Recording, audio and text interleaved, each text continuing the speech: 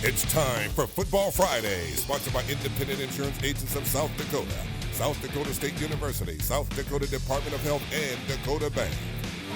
You're watching Football Fridays on Dakota News Now. Got the mascot in it. What's that? Got the mascot in it. Absolutely. It's a team deal. We are more than halfway through the high school football season. What a great night it was for high school football tonight. Well, welcome to another edition of Football Friday. I'm Mark Overton. I'm Zach Borg. We have another busy night on the gridiron with highlights from South Dakota, Minnesota, and Iowa. We actually start our coverage way out west, where the top-ranked Harrisburg Tigers travel to Rapid City to play the Raiders of Stevens. This is going to go down in the books as a 53-yard touchdown pass, but it was mostly yards after catch for Josiah Hines. That puts Harrisburg up 21-0. And then it's going to be Sam Knuth who threw the touchdown pass. He takes it in himself for the short touchdown run. 6 yards out, all Harrisburg. The trip was well worth it. Your final score, 49-0 Tigers.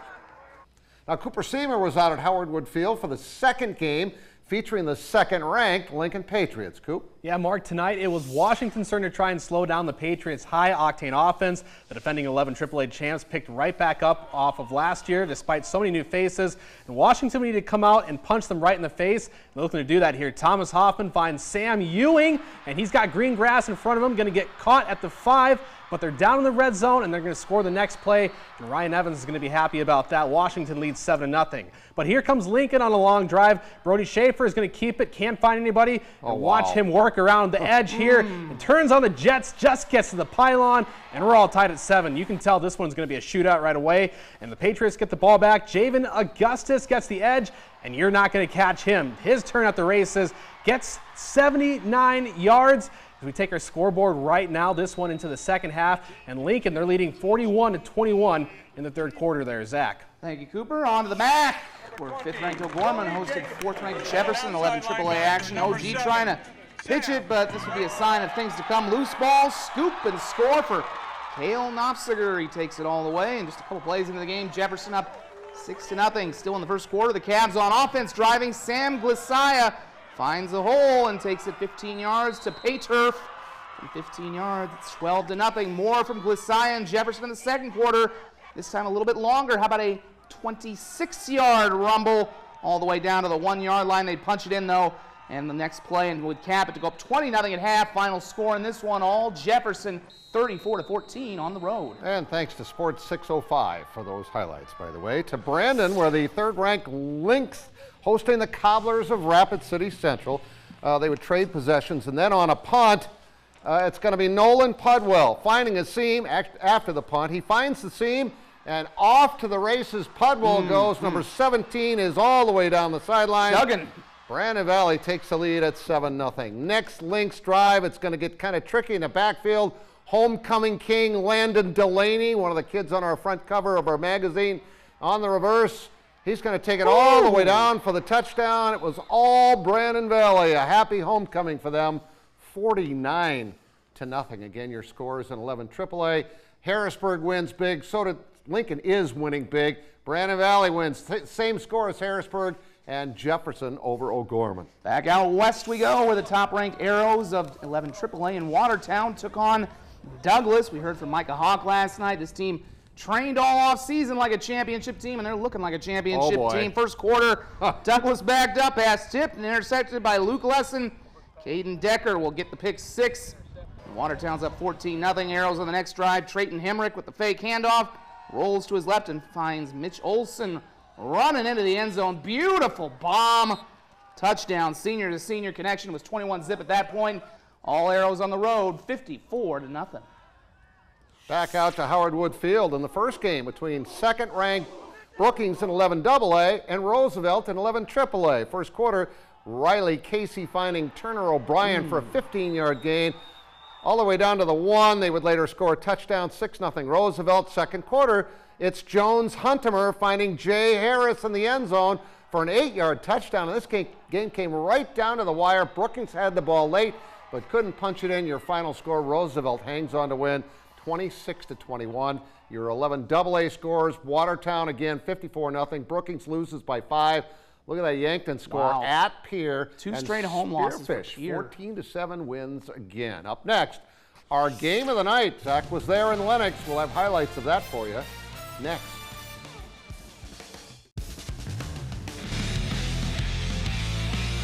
You're watching Football Friday, sponsored by Independent Insurance Agents of South Dakota, South Dakota State University, South Dakota Department of Health, and Dakota Bank.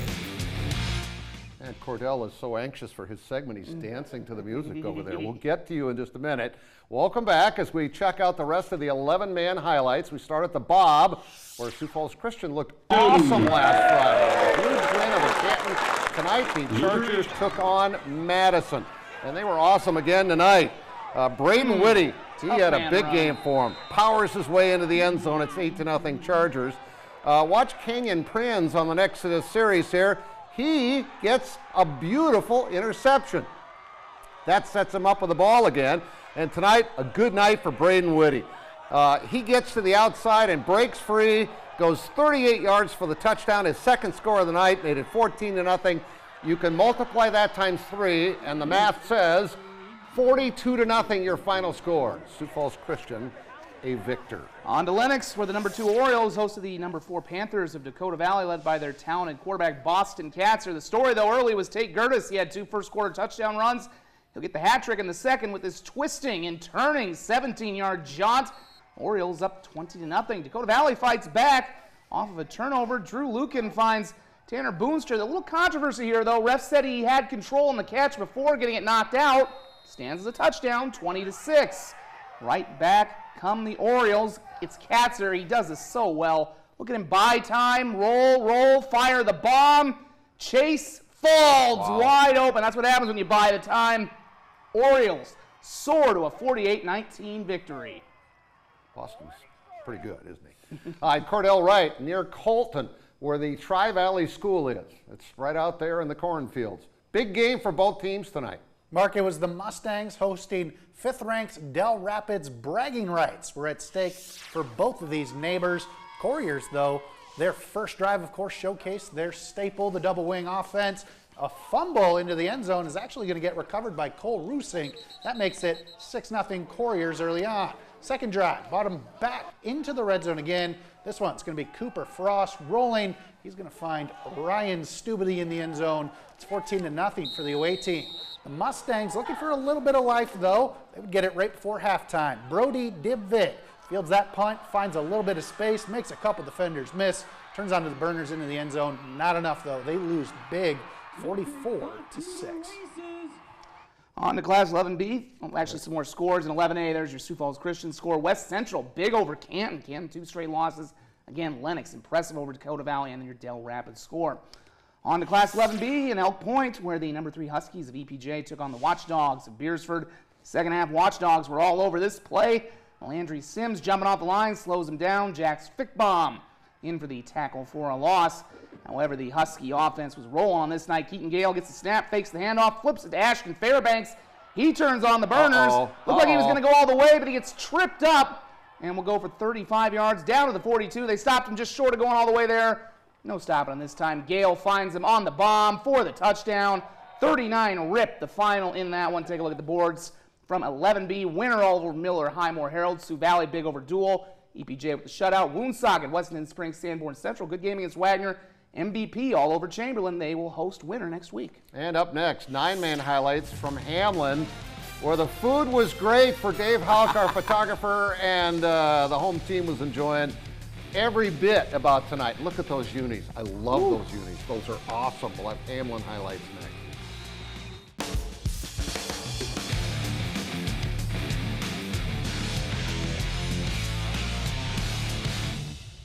We are back, and it's time for the 9-man highlights, like the Hamlin Chargers, who have those great uniforms. And like I showed you, Dave Houck, when there's good food being served, he's going to get pictures of it. In fact, I hope he got a sandwich for the ride home.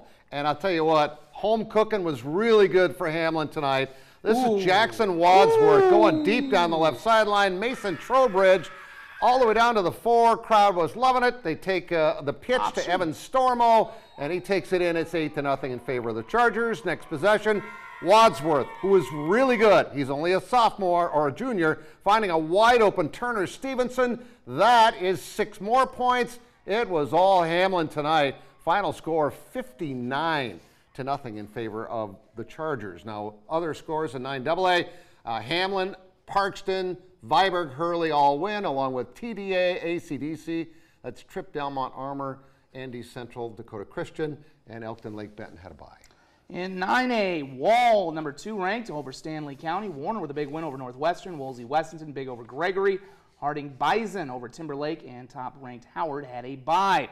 On to Oneida for the game of the night in 9B. Number 4, Sully Buttes, and number 4, Faulkton. Early in the second quarter, it's Gian DeMaria.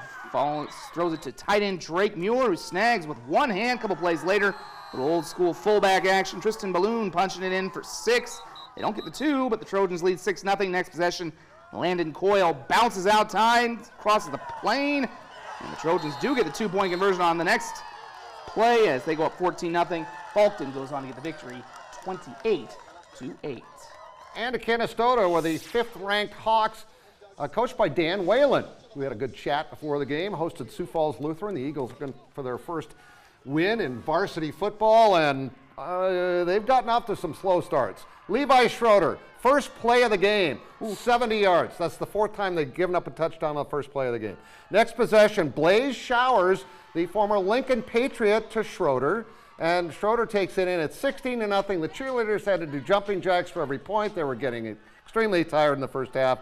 And this time it's Brady Scott on a bomb from Showers, despite a 50-yard touchdown run by my grandson, Cooper. After I left, it was Canistota looking really good tonight. Final score 50-14 in favor of the Hawks. Other scores in 9B, Del Rapid St. Mary with a shutout. There's your Faulkton score and Canistota. Minnesota and Iowa highlights are next on Football Friday, including, well, you know what those helmets mean, West Lyon.